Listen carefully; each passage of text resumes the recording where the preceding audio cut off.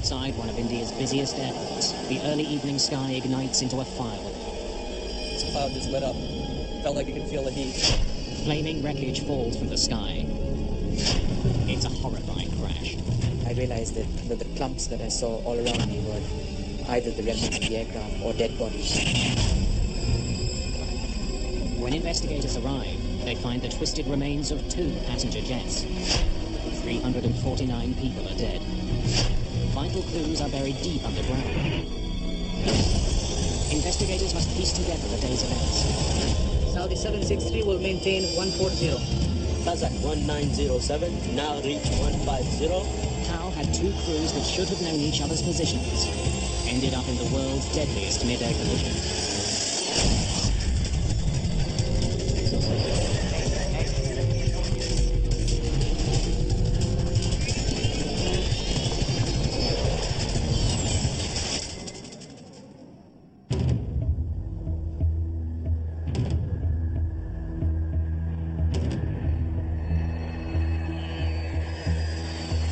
Indira Gandhi International Airport, New Delhi. A gateway to India.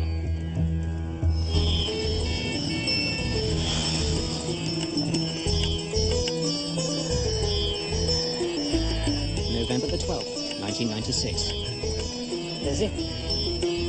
Air traffic controller VK Dutta arrives for the late afternoon shift. There was a work supervisory officer. There was one person who was sitting beside me and he was assisting me. And the things are all normal. But normal at Indira Gandhi doesn't mean calm. This is becoming one of the most congested airports in the world. In 1990, the government of India signed open skies agreements with several different countries. Those pacts have made it easier for foreign airlines to land at Indian airports.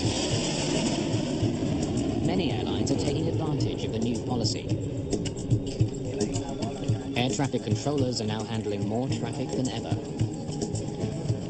The open sky policy acted as a catalyst in the air traffic growth. The volume of traffic grew from, I believe, 175 movement a day to around 225 movement a day. We have to perform during that time. So whether 10 aircraft come on that time or 20 comes, so you have to handle them. Just past 6 o'clock, Saudi Arabian Airlines Flight 763 takes off into the sunset. Gear up. Gear up. Clear on left. Captain Khalid Al-Shabaili powers the Boeing 747 away from the runway. His co-pilot, Nazir Khan, handles all radio communication. There are 289 passengers on board. Many are Indian workers returning to their jobs in the Middle East. Saudi 763, airborne 03, contact radar 127.9. While Flight 763 was on the runway, its movements were tracked and directed by an air traffic controller in the airport's tower. 279, good day. But shortly after the plane takes off, the tower passes the pilots over to approach controller VK Dutta, who's in another room at the airport. Approach controllers at Indira Gandhi guide planes through the airspace beyond the runways.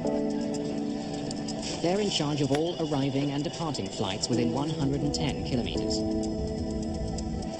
The approach controller normally is responsible for arrival and departure of the aircraft which are coming in. They are safely and expeditiously, they are brought to the final approach. Tonight, Dutta is controlling 5 flights. Some of these are leaving the airport, while others are coming in. His task is to keep those planes spaced safely apart, but not so far apart as to cause any delays. And there's a continuous coordination with the tower who handles the ground traffic. So he would tell approach controller that this fellow is ready, and he is to be accommodated between these 2 flights.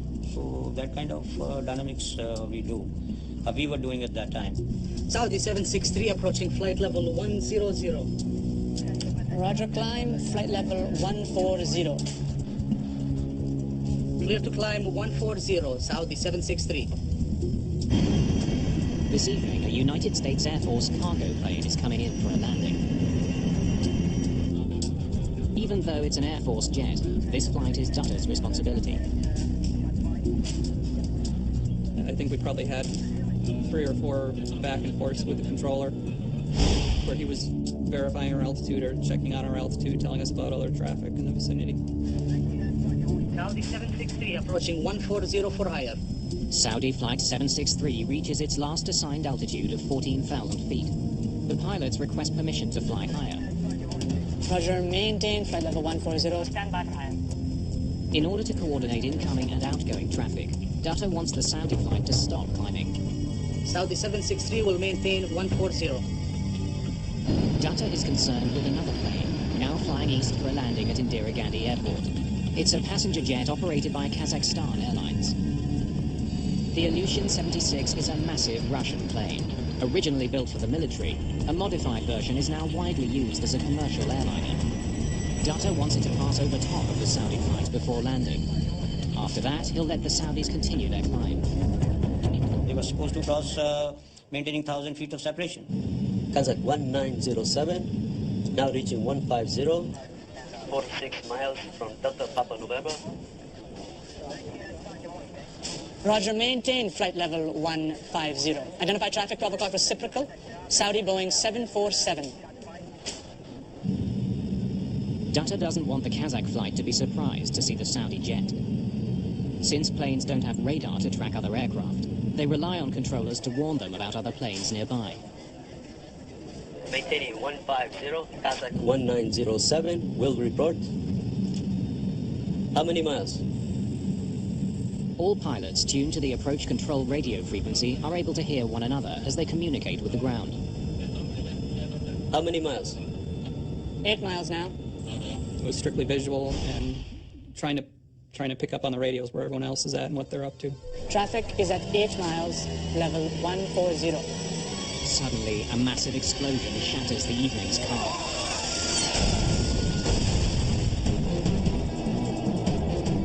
All at once, out of the right side of the window, right side of the cockpit, this cloud just lit up. Those missiles? To my mind's eye, they were missiles kind of corkscrewing, picking up speed was what they looked like, and they looked like they were coming right at us. We actually started veering the aircraft away before it became apparent that they weren't coming at us.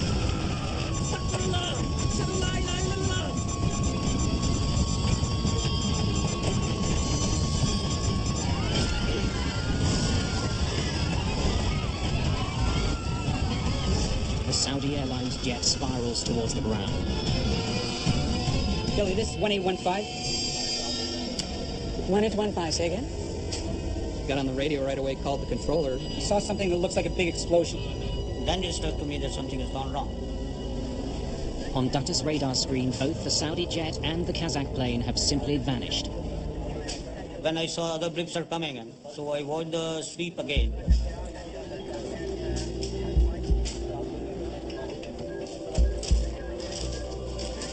But they were not there at all.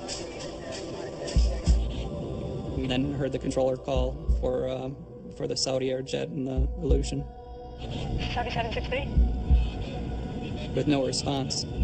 That was obviously very bone-chilling. Something tragic has happened in the skies near New Delhi's airport. VK Dutta is about to become the target of an investigation into one of the deadliest plane crashes of all time. Kazakh 1907, report your position. At New Delhi's airport, a sense of dread is growing. 2 planes have vanished from approach control's radar. The worst nightmare an air traffic controller has us in the medium range. Saudi 763. Together, the 2 missing planes were carrying 349 people. Kazakh 1907, report position. I gave 1 or 2 calls to Kazakh or Saudi. Saudi 763. I forgot how many kids I have, where my wife is, whom I am related to.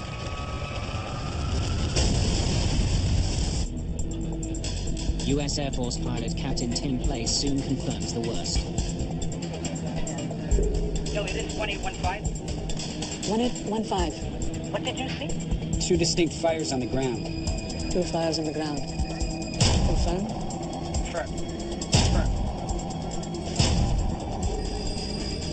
Roger. My senior came to me, so I told him the accident happened. I told people who were to do search and rescue that the aircraft have crashed at 40 nautical miles west of Delhi. 2 planes have gone down over Chaki Dadri. Chaki Dadri is a town 65 kilometers west of New Delhi.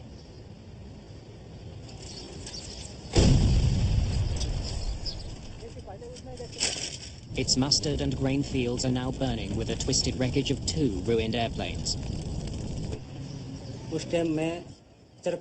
All of a sudden, the sky turned a bright red color, and I saw fire and smoke. One plane started to come towards us. There was fire, and parts of the plane were flying everywhere. People were running. The plane's engine broke off, and the plane started to spin out of control and fell into the field.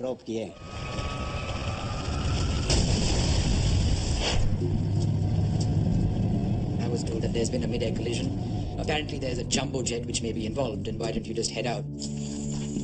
There was this adrenaline rush in that sense. I was very new in the business, and I knew I had to get that story. Vishnu Som is assigned to report on the crash for New Delhi television. He arrives in the darkness of night a few hours after the crash. We parked our vehicle on the side of the road, and it was, there was a fair bit of moonlight. He and his cameraman are one of the first media crews to arrive on the scene. Hey, turn off the light. Don't want to attract attention. Police have likely cordoned off the area. I stepped onto the field, and I thought it was a fallow field. Nothing was growing over there because it was just sand. And you know, because it was dark and our only visual reference was the moonlight, we just sort of kept going. And then I remember seeing clumps around me, you know, just these little piles on all sides. And because there wasn't enough light, I didn't know what exactly it was. And then I stopped because I said, you know, something's terribly wrong over here. Turn on your light. Turn on your light. I realized that the clumps that I saw all around me were either the remnants of the aircraft or dead bodies. There was a tree just maybe 15 feet away from me, to my right. There was this burnt corpse on that tree, and that's an image which comes back and continues to haunt me even after so many years. As night turns to day, hope of finding any survivors fades. None of the passengers aboard either plane has survived. 349 people are dead. It's the worst mid-air collision of all time. News of the crash spreads around the world. What remains clear is that there was more than one set of factors that might have resulted in the collision. We have 2 very separate wreckage fields. Captain KPS Nair is one of the first investigators on the scene.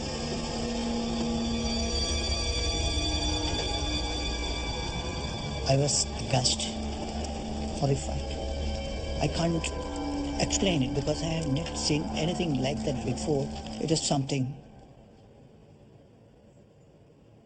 which I can't explain. The Kazakh flight and the Saudi Airlines jet have fallen 7 kilometers from each other. Investigators have 2 separate crash sites to examine, but they know one cause will explain both accidents. It's unlike a single aircraft falling somewhere. 2 large bodied aircraft colliding each other in the sky. There are different causes. How had 2 planes that were supposed to be 1,000 feet apart collided? Investigators consider 3 possibilities. An error on the part of the air traffic controller, an error by one of the crews, or the failure of an instrument on one of the planes. They hope the mangled wreckage will hold the clues they need. Their first priority is to find the black boxes from both planes. They record cockpit conversations along with critical data about the flight, like its altitude, speed, and heading. Although fire has ravaged the wreck sites, The black boxes from both planes are found on the first day of the investigation.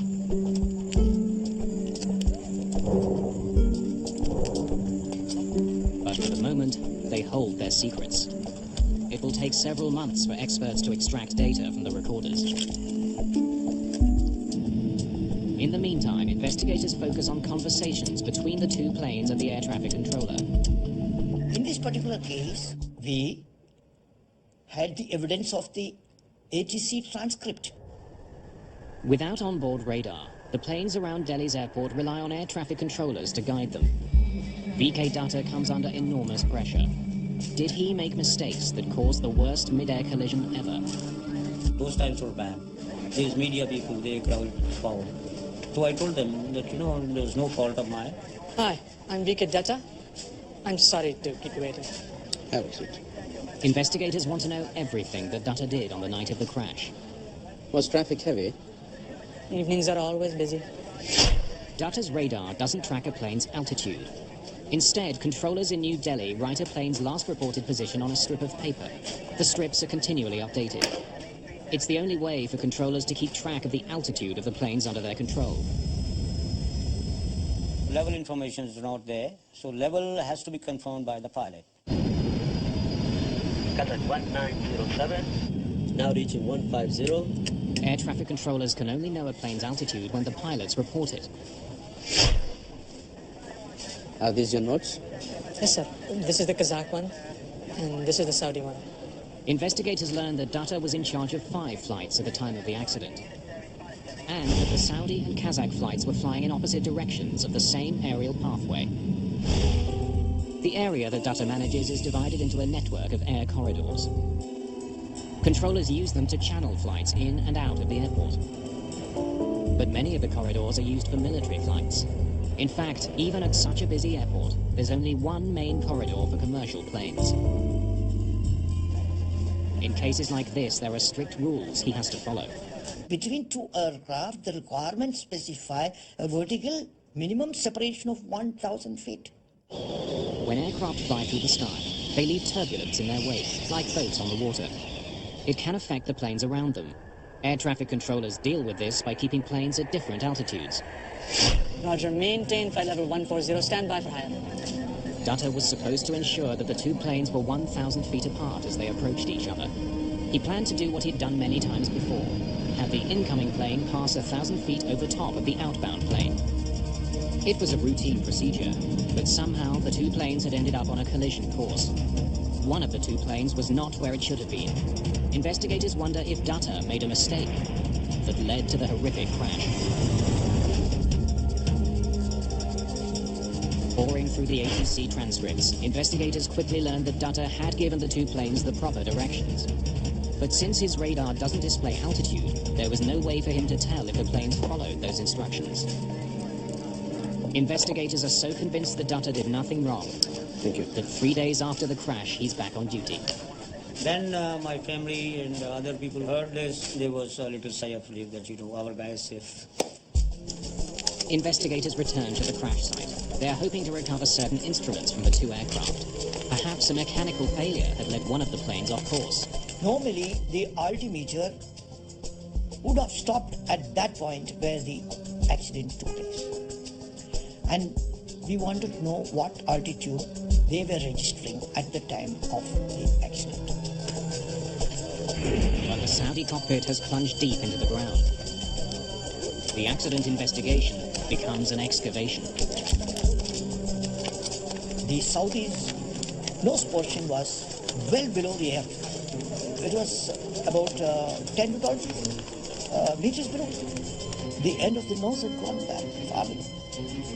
Machines had to be brought in, excavators, to dig up and lift the cockpit of the Saudi aircraft. The altimeters of the Kazakh flight are easier to find. That plane didn't crash nose first. There's some chance there are clues about its exact altitude at the time of the accident. When they're pulled from the wreckage, investigators discover that there is indeed something strange about the altimeters. Both the captain and the co-pilot have an altimeter in front of them, but in this case, they do not have the same reading. there was a difference between the two by about 300 feet. Strange. Perhaps the conflicting altimeters had led the crew off course. But the difference in readings may simply have been caused by the force of the crash. At this point, investigators don't know. Mostly there and there, as close as you can get it. Investigators need to discover which of the two planes was at the wrong altitude. They explore other evidence. The pattern of the damage on the two planes may help answer a critical question. What was the relative angle between the two aircraft at the time of their contact? Most of the pieces from the two planes are kilometers apart, but a large section of the tail from the Saudi aircraft is found near the beginning of the debris field.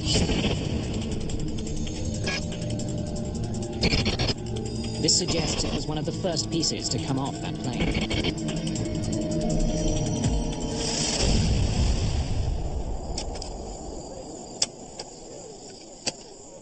The significant point of contact in this particular accident in the air was between the tail end of the IL-76 and the wing portion of the Boeing 747 of Saudi Arabia. The tail of the Kazakh plane appears through the left wing of the Saudi jet. If that's the case, the Kazakh flight hadn't been above the Saudi jet when they collided, as air traffic controllers thought. It must have been below it. It's a puzzling discovery that adds to the mystery. Investigators still don't know which plane was in the wrong airspace. What they do know is that once the two planes hit, there was no hope for either crew. After hitting the other plane's wing, the Kazakh plane's tail tore through the horizontal stabilizer at the rear of the Saudi 747. 5.5 meters of it is torn off. Without it, the Saudi crew can't control their plane. The result is the aircraft goes into uncontrollable spiral. And in this particular case, if I would say, both the aircraft had got into that situation. What they found in the wreckage of the two jets frustrates the investigators. They now understand how the planes collided, but they still don't know why they were at the same altitude, or in fact, what altitude they collided at. How had the Kazakh jet, which was supposed to be above the Saudi flight, ended up below it? Almost 2 weeks after the accident, Captain Ashok Verma joins investigators at the scene. By that time, the operations for digging the Saudi cockpit had been completed. Whatever equipment was recoverable had been recovered. Like the rest of the evidence uncovered so far, the instruments from the Saudi plane don't help explain what happened. The force of the crash has completely destroyed them. I can't find anything. Too much damage? I agree. Look at this. We could hardly find any useful material. With the disappointing discovery, investigators are forced to move on. They've learned all they can at the crash site. The case now depends on what they can find out from the black boxes. Investigators hope that somewhere on the cockpit recordings or buried in the flight data are the clues they need. Where were the planes when they collided? And how had they ended up on a deadly collision course?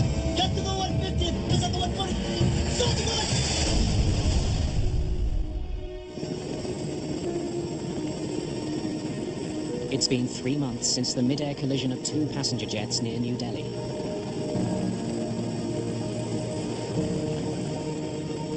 Investigators have been frustrated by a lack of conclusive evidence. They hope the plane's black boxes will help them solve the case. In order to avoid any suggestion of bias, the boxes from the Saudi flight are being analysed in England. Technicians from the Air Accidents Investigation Branch try to extract valuable data. The neutrality of state where the recorders are handled was an essential thing. Each plane was equipped with 2 black boxes, a flight data recorder and a cockpit voice recorder. The flight data recorder contains information on dozens of aspects of a plane's performance. Among them, the altitude, the airspeed, and the changes pilots make to the flight controls.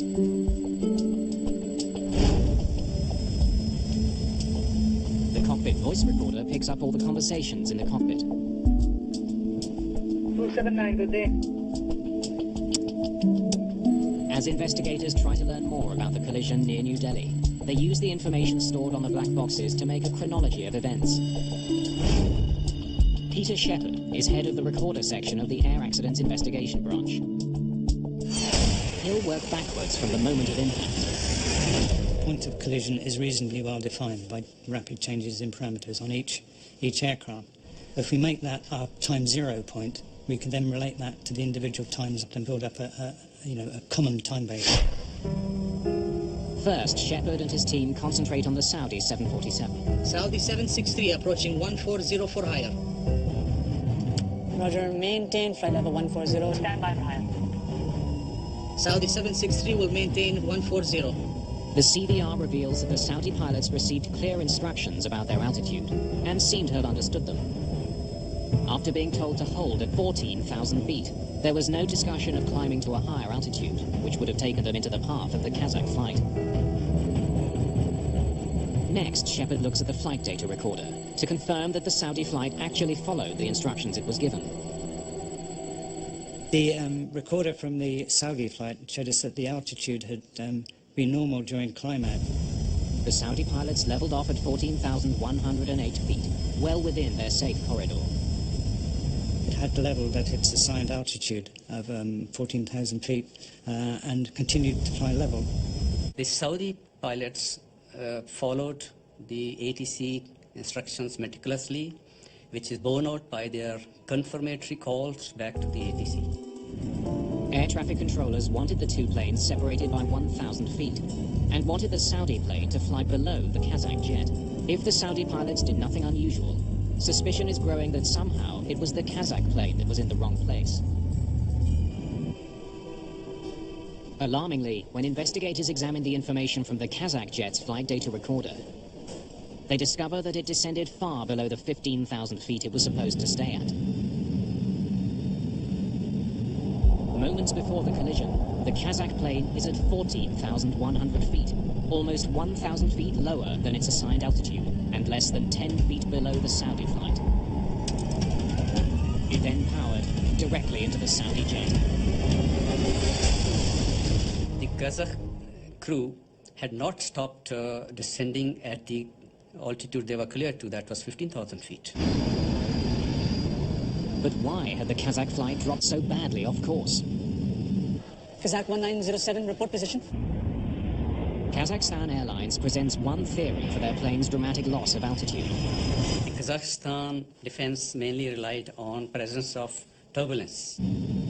Perhaps a sudden burst of turbulence had forced the plane lower. The data recorder of the Kazakh flight does seem to indicate that the crew had a bumpy ride. It shows two distinct and sudden drops of more than 400 feet. The airline claims both of these drops were caused by turbulence. But Peter Shepard isn't so sure.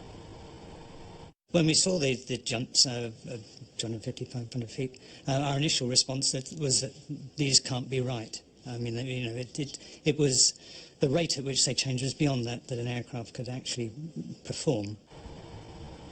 What else could cause the plane to drop so quickly? Or at least seem to drop so quickly? Shepard searches for an explanation. We tried to resolve the inaccuracies in the Kazakh recording by looking at the other parameters that were recorded and trying to derive altitude using these other recordings. It's intricate math.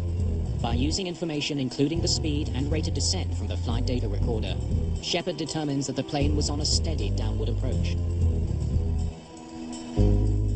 The reason for the apparent sharp drops is simple. Shepard learns that the sensor that sends altitude information to the flight data recorder was faulty. It would stick and temporarily stop sending information. When it got unstuck, it would wrongly appear as though the plane had lost considerable altitude. It's as if there was a bit of glue on one area and it stuck in that. And eventually the altitude changed so much, the force on it made it jump again, and it stuck there for a little while. Investigators can now conclusively dismiss turbulence as a factor in the collision. So there's no sudden descent? Scanning maintenance records, investigators also discover that there was no problem with the Kazakh plane's altimeters. They conclude that the difference found in the cockpit instruments was a result of the crash. It didn't cause it. To understand why the Kazakh plane kept descending after it was told to hold, investigators turn to the cockpit voice recorder. It begins long before the crash itself. Initially, there are no hints that anything is wrong. Kazakh 1907, report level passing. Passing 240, Kazakh 1907. Because the Ilyushin 76 is a modified military plane, it has another unusual feature, a position for a radio operator in the cockpit. Igor Rep mans that position and handles all communications for the Kazakh flight. Roger, over to Delhi approach 127.9. 127.9, bye-bye, Kazakh 1907. As the aircraft nears the airport, Rep gets in touch with approach controller Dutta. Delhi approach, good evening, Kazakh 1907. Passing 230 to 180. I told Kazakh to descend and maintain flight level 150. That is 15,000 feet. Roger, Kazakh 1907, descend flight level 150. Report reaching.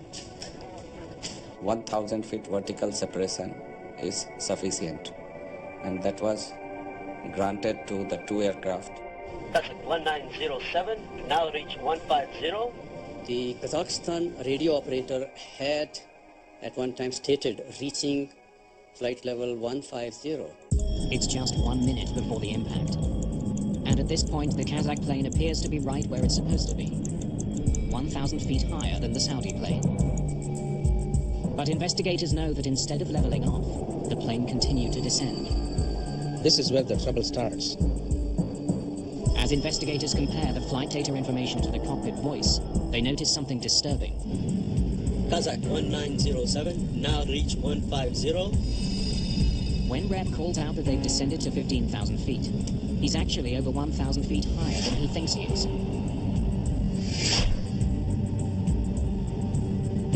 Investigators wonder how he could make such an enormous mistake. Why would he say he was at 15,000 feet, when in fact he was at 16,000? They consider the layout of the cockpit. A radio operator does not have its independent altimeter. There are two metric altimeters fitted in front of, one each in front of the pilots. With some effort, the radio operator could also see this. Whatever the reason, Rep is mistaken about his plane's height, and he's the only one in contact with the ground. Despite being told to remain at 15,000 feet, the plane continues to descend. As it does, Dutta issues a warning to the Kazakh pilots. Identified traffic, Robocop reciprocal, Saudi Boeing 747 and 10 miles. Likely to cross another 5 miles. Report if in sight. He tells them to watch out for the Saudi flight, but the Kazakh jet just keeps flying lower. Head? Ahead. Just before the crash, Igor Rep seems to have recognized that the plane is now flying dangerously low. But his warning doesn't come in time. Keep the 150. Do not descend. Accelerate, Sanya. The cockpit voice recorder proves what investigators found in the flight data. At the time of the crash, the Kazakh jet was trying desperately to get back on course. Get to the 150.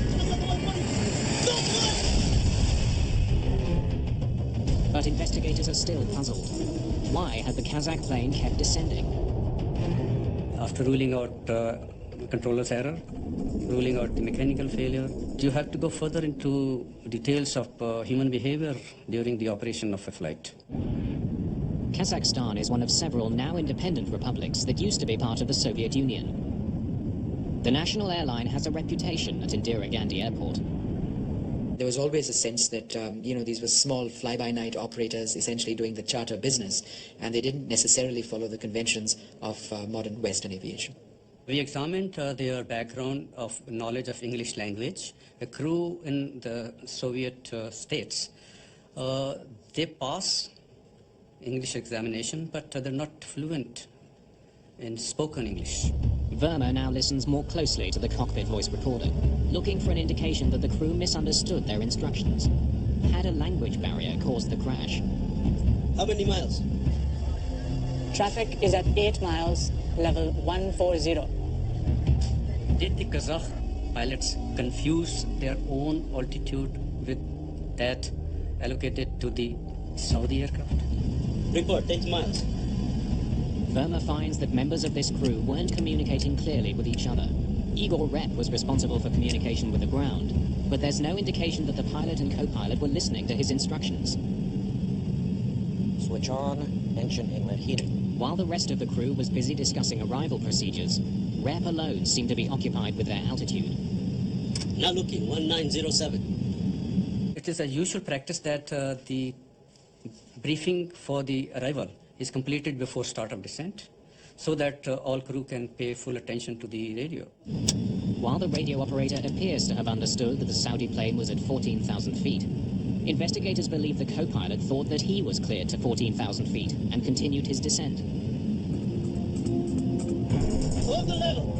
What level were we given? When the pilot does respond, he seems confused. I think pilots did not pay that much attention and relied too much on the radio operator and to navigate the aircraft during this critical phase. The decision to increase power and stop descending ends in tragedy. Keep the 150. Do not descend. Accelerate, Sonia. Get to the 150. Listen to 140. Stop right.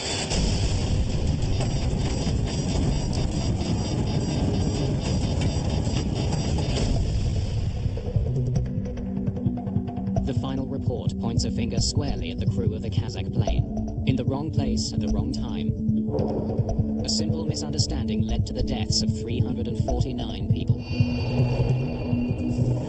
The investigation concluded that the primary cause of this Mayday collision was non-adherence to the authorized altitude allocated to the Kazakhstan aircraft. Investigators are confident they know what caused the worst mid-air collision in aviation history. But there are steps they want the industry to take to help make Indira Gandhi Airport safer. What they find is that the technology that could have prevented this accident was already at the airport. Saudi 763. Investigators have determined that poor cockpit communication and a simple misunderstanding caused a devastating accident which killed almost 350 people.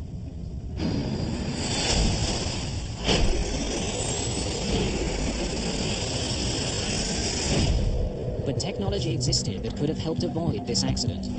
Systems that would have helped both the pilots in the air and the controllers on the ground. Investigators are especially critical of the radar that was being used in New Delhi. The air traffic controllers did rely on fairly outdated technology at that stage. There wasn't any secondary radar available at Delhi Airport. There was only an old primary radar. Primary radar sends out radio signals to locate airplanes in the sky. The signal bounces off the plane and back to a dish on the ground. It reads a plane's position, but not its altitude. The primary radar gives you 2D picture. Secondary radar works differently. A transponder aboard an aircraft sends a message to the ground with key information about the flight, including its altitude. Saudi 763 approaching flight level 100. Roger, climb, flight level 140.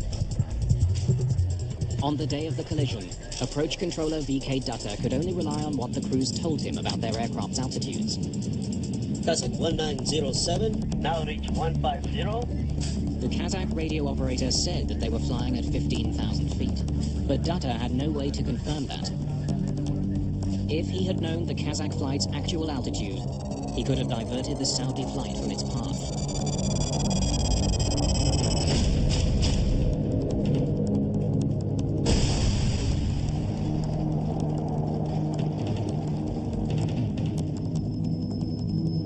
That is the 3D picture. So you have some time to react to it. You can take the aircraft away. At the time of the accident, India had ordered a $118 million air traffic control system with secondary radar and more sophisticated communications and navigational equipment. The system had originally been scheduled to be installed 2 weeks before the accident. But on the day of the crash, the system hadn't even been unpacked. Secondary radar is an advancement on the primary radar. And in this particular case also, by getting the altitude information, it could have been possible that the accident of this nature could have been avoided. In the year following the accident, there would be 3 near misses near Indira Gandhi Airport. It would take more than 2 years for the secondary radar system to be installed. Today, controllers at Indira Gandhi International Airport see an airplane's flight number, altitude, and heading. It's far more information than controller VK Dutta had available to him on the day of the accident. Experts believe another piece of technology could have helped prevent the collision: TCAS.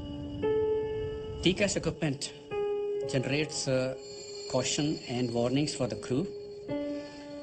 It allows them time to react, draws their attention to the situation around, and it looks into the vertical separation. TCAS is a collision avoidance system that can be installed on board airliners. In many countries, the technology is mandatory. It alerts pilots when other flights are coming too close. The system also automatically tells them what evasive action they should take.